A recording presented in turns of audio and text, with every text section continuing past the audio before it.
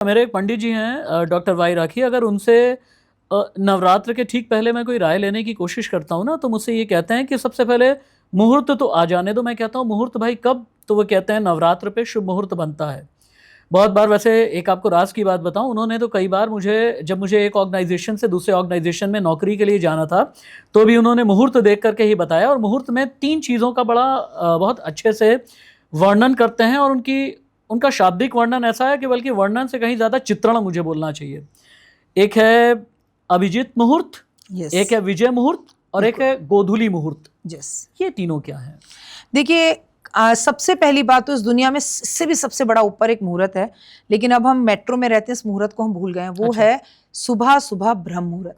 ब्रह्म मुहूर्त, जब समस्त देवी देवता हरिद्वार के तट पर नहाने के लिए आते हैं, उस टाइम पर अगर आप कलश स्थापना करें, देवी पूजन करें, ये बहुत दुर्भाग्य की बात है मेरे देश के लिए कि हमारे देश के मंदिर 8 बजे 7 बजे खुलते हैं, पंडित अपनी सुविधाओं के अनुसार खुलते हैं।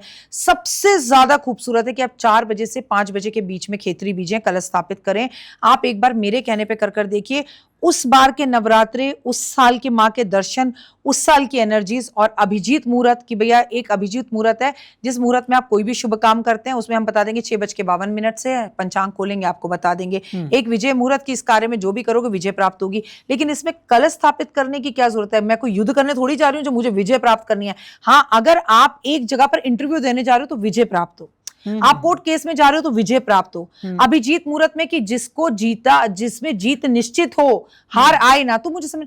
लेकिन अब लोगों का ये कल्चर जो है स्टार्ट हो चुका है। एक गोधूली बेला, जैसे आपने कहा, शाम के टाइम पर माँ का दीपक जलाना, उनकी आरती करना, उनकी पूजा करना, जब ना सूर्य उदय हो ना बुझ रहा हो, बीच की स्थितियों में हो। तो मैं आपको बता दूं, कोई भी मुहूर्त देखने से बेहतर है भारतीय सभ्यता संस्कृति में सुबह 4 बजे ब्रह्म मुहूर्त में, हर शास्त्र हर चीज में 4 बजे ब्रह्म मुहूर्त में पूजा करने का बताया गया है।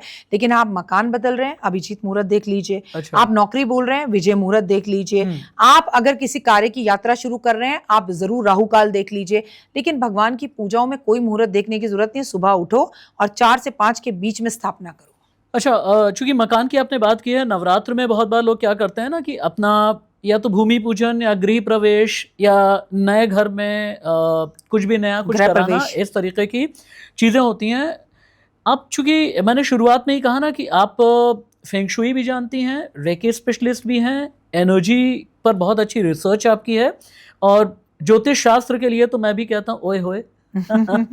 तो इन सभी को मिला करके ये जो दिशा वाला भ्रम है, क्या ये वाकई भ्रम है या दिशाएं वाकई घर के लिहाज से कुछ कहती हैं?